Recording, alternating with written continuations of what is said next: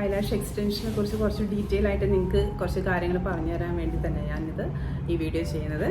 Eyelash എക്സ്റ്റൻഷനെ കുറിച്ച് ഒത്തിരി doubts ഒത്തിരി പേർക്കുണ്ട്. ഇതെങ്ങനെയാണ്, ലോങ് ലാസ്റ്റിംഗ് ആണോ, കണ്ണിന് പെയിൻ ഉണ്ടാവുമോ ഇതൊക്കെയാണ് ചോദിക്കുന്നത് എല്ലാവരും. അപ്പോൾ അങ്ങനെയൊന്നും ഉണ്ടാവില്ല. നമ്മൾ സാധാരണ ഒരു അതായത് ഡിസ്പോസിബിൾ ലാഷസ്, അത് വൺ ടൈം യൂസ്. അതായത് ഇപ്പം വെക്കുന്ന ലാഷ് നമ്മൾ ഇപ്പം ബ്രൈഡ്സ് ഒക്കെ ആണെങ്കിൽ രാവിലെ വെച്ച് കഴിഞ്ഞാൽ ഈവനിങ് നമ്മൾ മേക്കപ്പ് ചെയ്ത് കഴിയുമ്പം റിമൂവ് ചെയ്യുന്ന രീതിയിലുള്ള ലാഷസാണ് എല്ലാവരും വെക്കുന്നത്. പക്ഷേ നമുക്ക് എല്ലാവർക്കും ഇഷ്ടമാണ് ഐ ലാഷസ് വെക്കാനായിട്ട്, കണ്ണിനൊരു ഭംഗി ഉണ്ടാവും. പക്ഷെ അത് കുറച്ച് ഡ്രാമാറ്റിക് ആയിട്ട് തോന്നാറുണ്ട് പലർക്കും. അപ്പോൾ അതിനൊക്കെ പകരം വളരെ നാച്ചുറലായിട്ട്, വളരെ ലെങ്ത് കുറഞ്ഞതും ഫൈനായിട്ടുള്ള ടൈപ്പ് ഇൻഡിവിജ്വൽ ലാഷസ് നമുക്കിപ്പോൾ അവൈലബിൾ ആണ്. അപ്പോൾ അങ്ങനെയുള്ള ലാഷസ് നമ്മൾക്ക് നമ്മുടെ കണ്ണിൻ്റെ ലാഷസിൻ്റെ അളവിനനുസരിച്ചിട്ട് വളരെ നാച്ചുറലായിട്ട് തന്നെ, എന്നാൽ ഒരു മാസം 1.5 മാസമൊക്കെ ലാസ്റ്റ് ചെയ്യുന്ന രീതിയിൽ ചെയ്തെടുക്കാൻ പറ്റും. ലാഷസ് നമുക്ക് ഫിക്സ് ചെയ്യാൻ പറ്റും. അതൊരിക്കലും നമ്മുടെ സ്വന്തം ഐ ലാഷസിന് ഒരിക്കലും ഹാംഫുൾ അല്ല.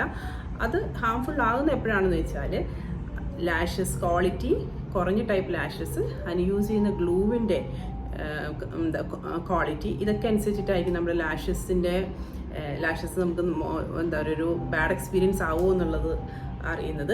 ശരിക്കും നമ്മുടെ ഇവിടെ ഒരിക്കലും അങ്ങനെ ഒരു പ്രോബ്ലം ഒരിക്കലും ഉണ്ടാവില്ല. അതെല്ലാവർക്കും അറിയാവുന്ന കാര്യം തന്നെയാണ്. നമ്മൾ ക്വാളിറ്റി തന്നെയാണ് എപ്പോഴും എല്ലാ സർവീസിനും ഫസ്റ്റ് നമ്മൾ കൊടുത്തിരിക്കുന്നത്. അതുകൊണ്ട് തന്നെ ഇത് ഫീബ്രോസ് എന്ന് പറയുന്ന ബ്രാൻഡാണ് എല്ലാ പെർമനൻറ്റ് മേക്കപ്പിനും നമ്മൾ യൂസ് ചെയ്യുന്നത്. അതുപോലെ തന്നെ ഏറ്റവും ടോപ്പ് ബ്രാൻഡ് തന്നെയാണ് നമ്മൾ ഐ ലാഷസിനും നമ്മളിവിടെ കൊണ്ടുവന്നിരിക്കുന്നത്.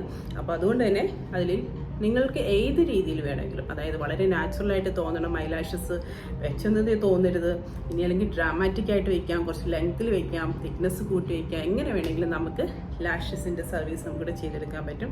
അത് ലാഷസ് ഇഷ്ടപ്പെടുന്നവർക്ക്, എപ്പോഴും ചിലർ പറയും അയ്യോ ഐ ലാഷസ് വെച്ച് കഴിഞ്ഞാൽ നമ്മളിങ്ങനെ സ്റ്റിക്ക് ചെയ്ത് കഴിഞ്ഞാൽ ഭയങ്കര ബുദ്ധിമുട്ടായിരിക്കും, നമ്മൾ കണ്ണിൽ എന്തോ വെച്ച പോലെ ഒരു ഫീൽ ഉണ്ടാവും. അങ്ങനെയൊന്നും നമ്മൾ ഈ ഇൻഡിവിജ്വൽ ഐ ലാഷസിൽ ഉണ്ടാവില്ല.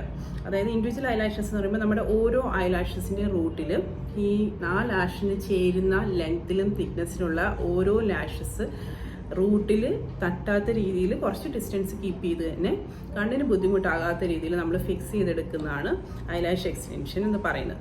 അത് ശരിക്കും ഒരു നല്ല രീതിയിൽ കെയർ ചെയ്ത് പോവുകയാണെങ്കിൽ 1.5 മാസം, ചിലർക്ക് 2 മാസമൊക്കെ നിൽക്കും.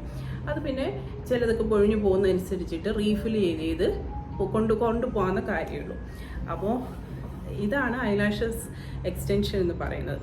നമ്മുടെ നാട്ടിൽ അത്രയധികം കോമൺ അല്ല ആ കാര്യം. പക്ഷേ മറ്റുള്ള രാജ്യങ്ങളിലൊക്കെ നമ്മൾ മലയാളീസ് അല്ല, ബാക്കിയുള്ളവരെല്ലാവരും നെയിൽ ചെയ്യുന്ന പോലെ തന്നെ, നെയിൽ എക്സ്റ്റൻഷൻ ചെയ്യുമ്പോൾ അത് റീഫിൽ ചെയ്ത് പോണ പോലെ തന്നെയാണ് ഐലാഷ് എക്സ്റ്റൻഷൻ ചെയ്തുകൊണ്ടിരിക്കുന്നത്.